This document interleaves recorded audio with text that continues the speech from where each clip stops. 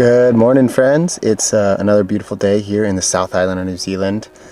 We are all packed up and ready to hit the road again. We spent 2 nights here in beautiful little town of Kaiteriteri, but unfortunately we had some work to catch up on editing videos for all of you, so we didn't really get to get out and explore too much of Kaiteriteri. It's a beautiful region. It's the gateway to the Abel Tasman National Park. And way back in 2009, I hiked the Abel Tasman track, which is a gorgeous, gorgeous great walk. If you ever get the chance, highly recommend it. We spent the days kind of just getting some morning runs in and then getting back to the caravan and getting some editing work done. We also have family friends who live here, so we visited them, which was nice. But right now we are continuing our journey and we're gonna head up to what's called Cape Farewell Spit, but it's essentially the end of the road here. The northwest corner of the South Island is a big bay called Golden Bay, and then on the other side it's just very, very wild terrain. The road does not connect over to the west coast. It's kind of out of the way, but I think that's why it's so cool. And neither of us have ever been there before, but we have gotten some recommendations from all of you out there telling us to go and check it out. So we're on the way. We're gonna head out there and see what it's all about. So stay tuned.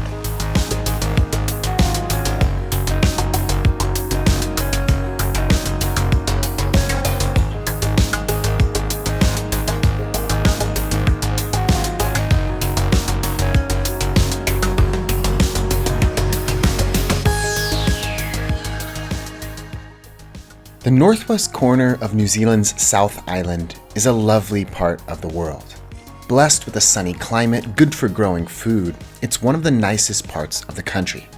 But the one-way road out to Golden Bay is somewhat of a backwater.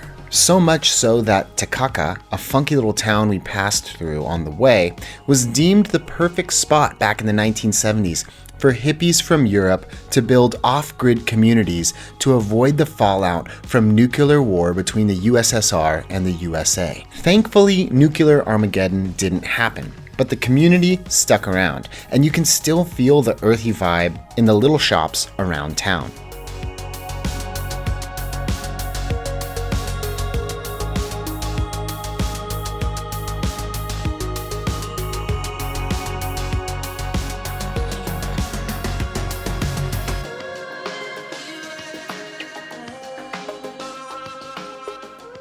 Just outside of town and a bit further down the road, we stumbled upon an even more special place. Right now we're going to a very interesting spot. It's called Waikoropu Springs. It's actually the cleanest natural spring in the country and the largest natural spring in the Southern Hemisphere. So this should be really cool. As a Pisces and as a water lover, I'm always very excited about seeing clean water, clear water, and this is supposedly some of the clearest in the world. So let's go take a look.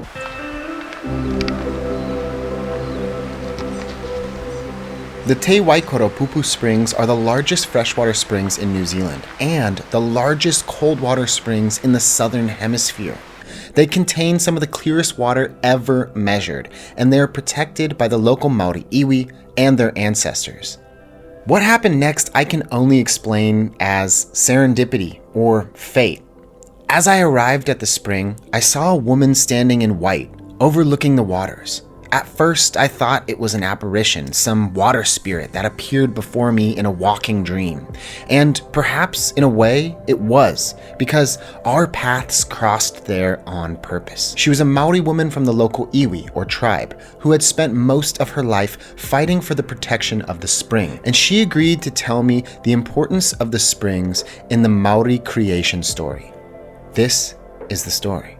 South Island is known as a Waka Kanil. Yeah, canoe of the gods. Of Maui? Of Maui, of Aoraki, Okay. of the gods. And she is a double hull canoe. The young gods and goddesses came down to see their mother, who's Papatūānuku, right? Reunite with her for a while. And they did that, and then they thought, oh, while we're here, we'll have a bit of a wander around. So they took off, adventuring everywhere. And while they were away, there was this huge storm started brewing. And they thought, we better get back, because the waka might need securing. And they got back, and of course all hell was breaking loose, and the hulls were smashing up against one another. And they had to sever one of the hulls. To avoid from sinking? Yeah, from totally sinking. Yeah.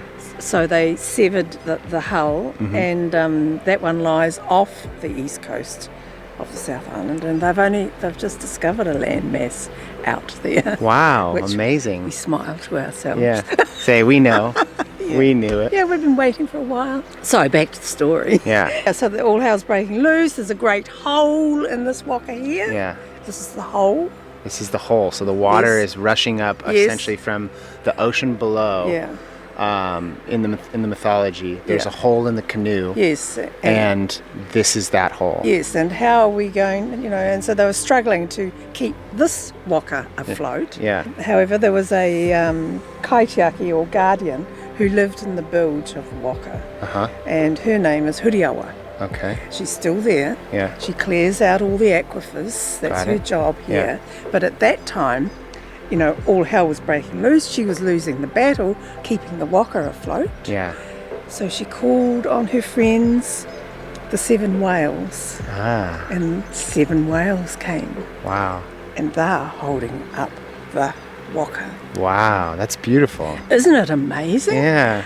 We stood together and watched the spring for a few more moments. Before we parted ways, she offered me a hongi, a traditional Maori greeting in which 2 people press their foreheads and noses together before exchanging ha, the breath of life. Through this greeting, manuhiri, visitors, blend with the tangata whenua, the people of the land, and establish a connection to it. It was a special moment, and one which will sit with me forever.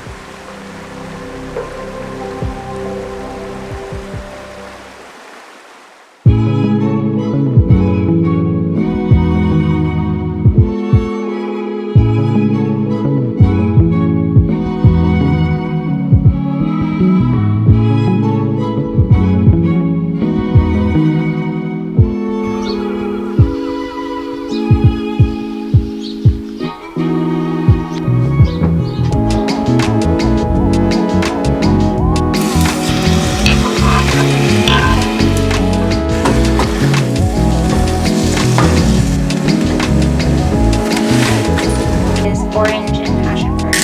Nice. Perfect for breakfast. Good morning, friends. How we all doing? It's a beautiful day here in Golden Bay, New Zealand. Top of the South Island. Got pretty lucky with a really pretty sunset this morning. And now just taking a little walk down to the beach.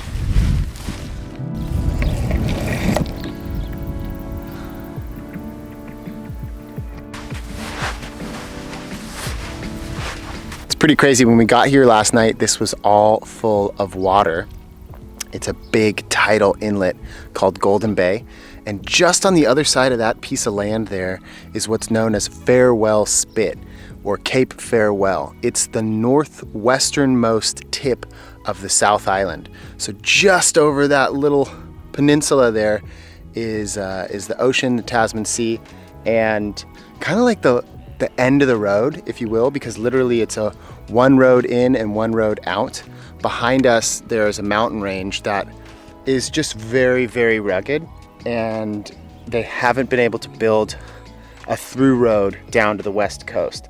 So that has kind of increased its isolation, but that isolation makes it one of, in my opinion, the region's most unique little corners.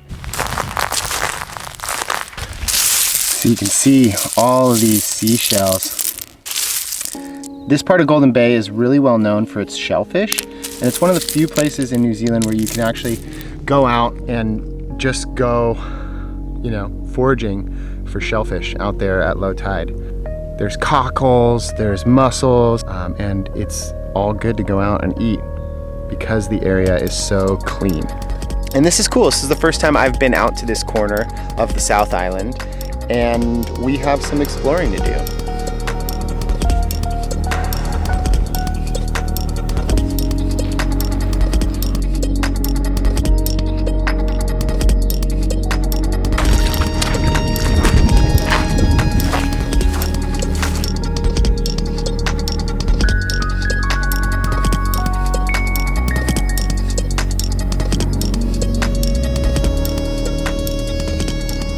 we're gonna go on a little family walk, see what we can find.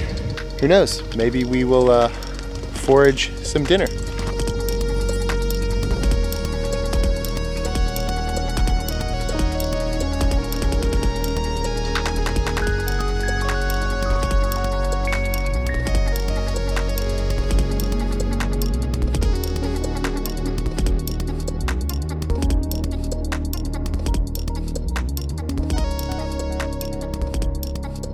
Right now we are out at low tide and we are in the Golden Bay, and this part of New Zealand is one of the best places in the country to forage for cockles or clams. The bag limit is 150 per person per day. Looking for like dimples, these type of areas when the tide is low, you know, you can have some of these. And while there isn't a size limit, you want to use bigger clams and leave the little ones to grow. But this is super fun. I love being outdoors. I love foraging and finding fresh natural foods. There's something beautiful about going out and finding food and taking it back and turning it into something delicious. So I'm really looking forward to making a really nice Italian seafood pasta with this. Linguine and clams, well, that's what we're gonna have for dinner tomorrow night. We're gonna forage these, we're gonna leave them in salt water overnight. And then... That's one of my mom's favorite dishes. It's one of my favorite dishes too, it's delicious. Butter, olive oil, white wine, and the clams, you just steam them up, pop open the shells, get them out of there, and throw them in with some linguine, and we're gonna have a delicious meal tomorrow night, foraged right here. Freshest of the fresh. Gotta love it.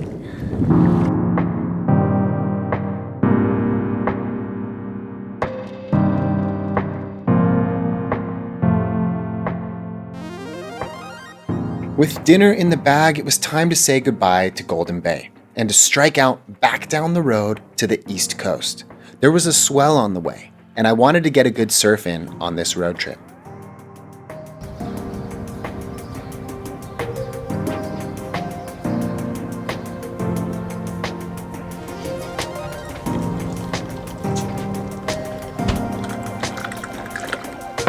Good morning, friends. It's a beautiful day. Sunrise is happening right now, and there are some good waves just out front. So I've poured myself a quick little coffee, and then I'm gonna get changed into my wetsuit and run down the beach because the waves are pumping and it's gonna be fun.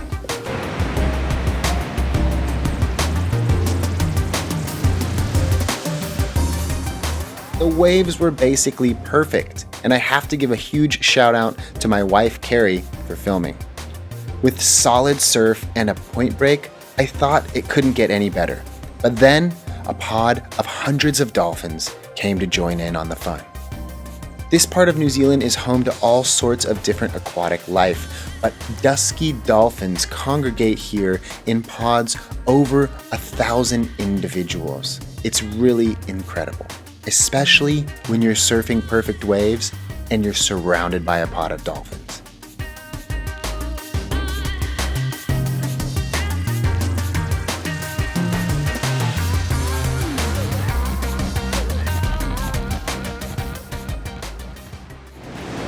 What a day. What a way to start the day. Pump and surf. Only a couple people out. And we were greeted by a whole pod of dolphins that came right in and said hello. Jumping out of the water, doing flips and all sorts of somersaults. And just a beautiful, beautiful day. Beautiful wave. Friendly people. Now it's time for some breakfast. We're beachside, and I'm gonna be showing you how to cook clams. So we foraged these clams earlier in the episode, and now we're in a scenic spot, and it's lunchtime, we're hungry. This is a very traditional Italian dish. The only ingredient I'm missing is parsley, but it's all good. We're gonna make it work. We've got butter, we've got garlic, we've got chili flakes, we've got white wine, and we have some beautiful hand-harvested clams. Let's do this. So your first step is gonna be boiling your water. You want to boil your water, throw your pasta in there, get that cooking. Cover your clams in fresh water, but when you cover them in fresh, cool water, they'll expel the sand. These are filter feeders, and they feed by sucking in sand and stuff and then expelling it. There were a couple who had cracked shells. You want to make sure you get rid of those. Got them in some cool fresh water, and we're gonna get cooking. Let's do this. First step is gonna be finely chopping your garlic and shallot. Unfortunately, we don't have shallot, so I'm just using a little white onion as a substitute. Zest the skin of this lemon, and then you're gonna use the juice. And this really helps you get as much of that lemony flavor, but I don't want it to blow away, so I'm gonna just tuck it in there. Throwing in some olive oil. Once the pan is hot, we'll add the onion and the garlic. After which, we'll add some of the white wine and the chili flakes. Once you've added the wine and the chili flakes and the parsley, you're gonna add in the clams, and then you're gonna cover it and let that cook for about 9 or 10 minutes. This is a good time to pour yourself a glass of wine, because cooking is always a little bit better with some wine. Now, I don't have a wine glass, and that's because I'm currently traveling around in a caravan. We're drinking a Chardonnay from Hawke's Bay, from Salak's Winery, and this one's called 1934. It's one of their vintages, and my cousin is a winemaker here for this vineyard, and in 2020 he got second place in the national competition for the Young Viticulturist of the Year. So congratulations, Sam. This one's for you. Delicious. Okay, so it's been 12 minutes. It's time to drain the pasta. Drain your pasta, but keep a little bit, like maybe a half a cup of your pasta water, just in case the sauce has dried up. You can use that later and add it in to kind of give a little bit more moisture to the final product. What do we got? Oh yeah, good. We're gonna add in our pasta. Yep, boom, just like that. Big hunk of butter, because that is just gonna make it absolutely delicious. Burn off some of that extra juice. Let that simmer away. We're gonna add in the lemon zest. Okay. And we're gonna squeeze the lemon.